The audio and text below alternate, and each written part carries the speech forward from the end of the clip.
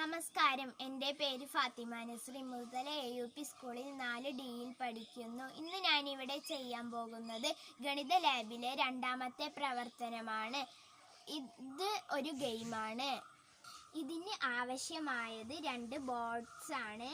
അപ്പോൾ പിന്നെ ഇതിന് ആവശ്യമായത് സംഖ്യാ കാർഡ്സുമാണ്. ഈ 2 കള്ളികൾ സംഖ്യകൾ വെക്കുമ്പോൾ കൂട്ടുമ്പോൾ ഉത്തരം 70 കിട്ടണം.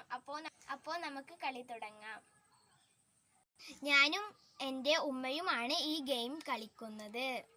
അപ്പോൾ നമുക്ക് കളി തുടങ്ങാം.